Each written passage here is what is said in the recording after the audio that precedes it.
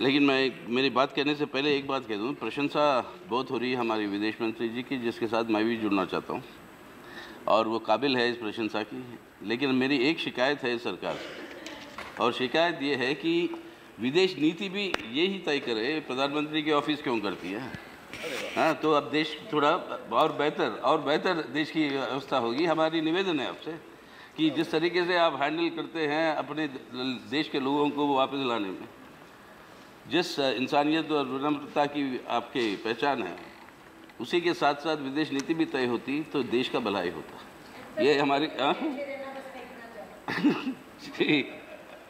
जी ये बात कहते हैं सर। सुनने के लिए बैठे Sir, basically we are discussing India's foreign policy at a very critical time, and foreign policy, as all of us know, sir, is essentially an extension of your domestic policy.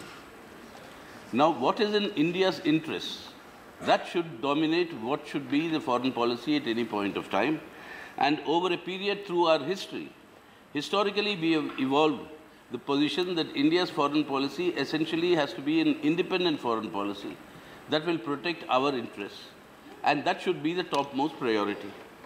And hence, there was a time when we led the world, or the developing world, as the leaders of the non-aligned movement. There was a time when our voice as an independent voice in the International Committee of Nations was heard with great deal of respect. And there are times when we influence the global policy positions on various issues, including our then Prime Minister Rajiv Gandhi's nuclear disarmament that's still pending before the United Nations General Assembly. Total abolition of all nuclear weapons, India was taking the lead. Today, unfortunately, what has happened is, I think, a very serious rupture of this entire policy orientation. Yes, the world has changed since then. The Cold War has ended, and then you had a different correlation of power and forces in the international arena. So certain shifts the governments of India had taken in those times, and in these shifts, the basic question is, where does our interest lie? Does it lie in the pursuit of an independent foreign policy, or does it lie in the pursuit of being aligned with some power or the other?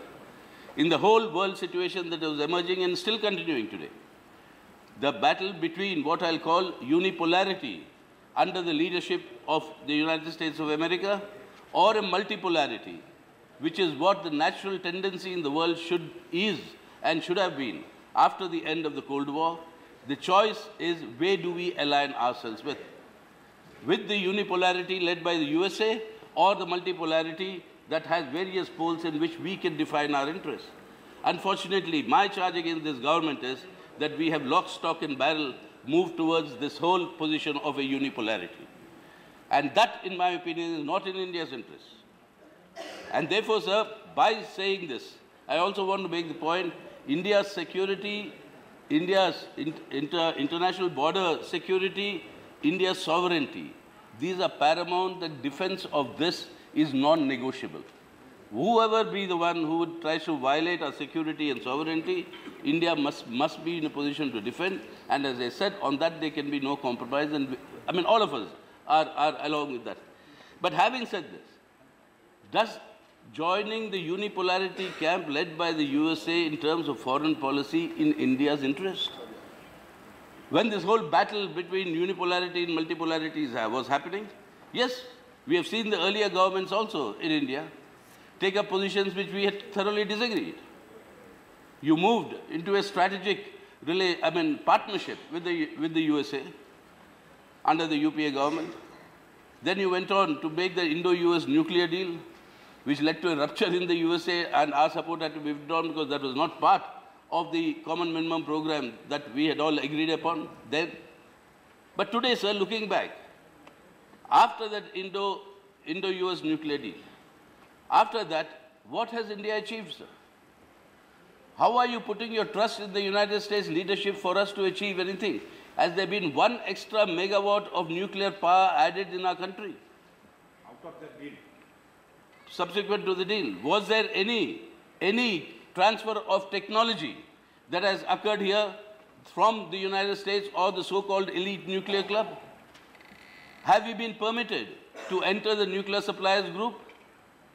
If today our scientists are able to fire these rockets and satellites and send them to outer space, that is only because of the pride that we all have in our own indigenous talent and our own scientists who have actually made that happen, and not because of any foreign collaboration. Yes, that's correct.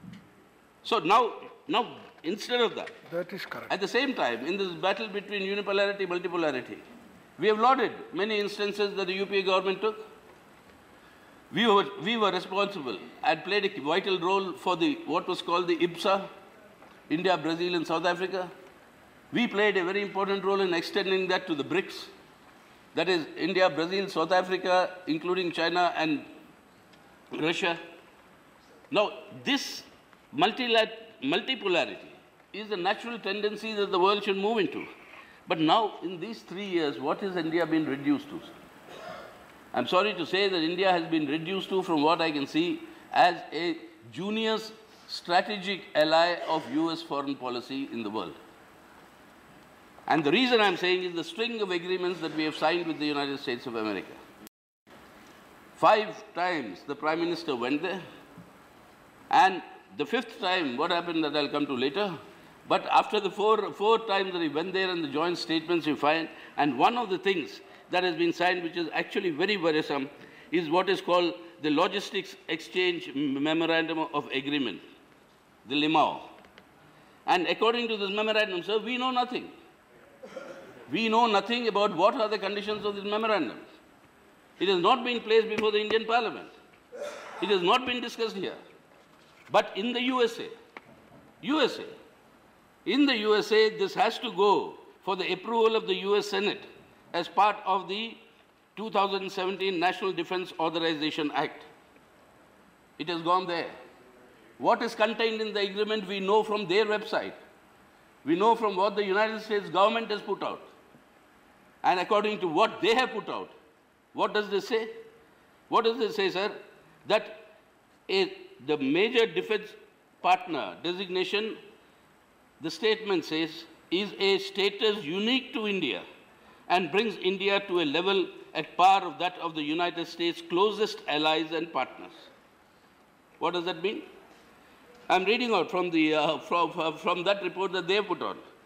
Paragraph E of section 1292 of that Act says, quotes, mechanisms to verify the security of defense articles, defense services, related technology, such as appropriate cyber security and end-user monitoring agreements, unquote, and that India will align its, quote, export control and procurement regimes with those of the United States, unquote. What greater surrender of sovereignty can there be, sir? And what does this agreement go on to say? That we were talking about India's strategy, sovereignty, security, and said that that is non-negotiable. But what does this document say? On our term.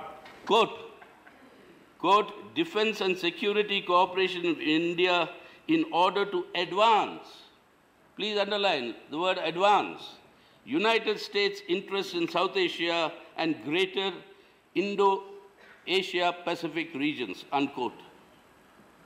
So we are now the junior ally and a subordinate partner of the USA in our neighborhood. This is the last nail in the coffin of our independent foreign policy. And I say this with a heavy heart that we can see this happening in various initiatives that this government has taken. We see this happening, sir. You say now this alignment with the United States of America has its implications in all the fields. You have them in all the fields. I mean, I don't know. I mean, there was a difference in count. I think you said the Prime Minister went how many times? No, the world tours.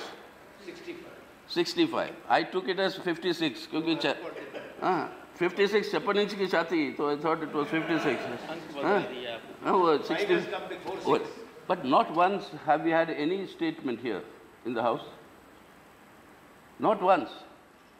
That's why when I praised the Honorable Foreign Minister, External Affairs Minister, I said she calls the consultative committee sometimes to tell us what happened in this visit or that visit.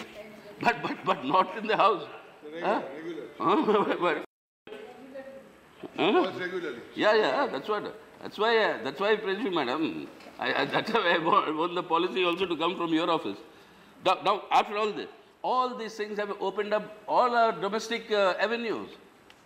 This junior partnership status has led to a shift in your economic policy to the extent that we have virtually made all foreign investment on an automatic route and 100% in almost all sectors.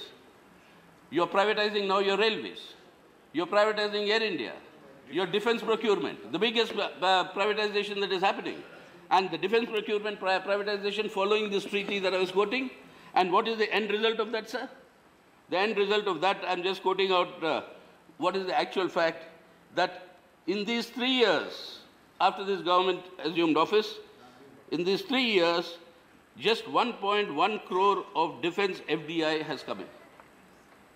After the 5th visit now to the USA, there's been no foreign investment that has come in till May. The country stood at $1,000 of foreign investment 2016-17. In 2014-15, it was $78,000. Despite all this, what have we done now with this agreement? 49% of all defense production in our country will, through the automatic route, be available for foreign investment.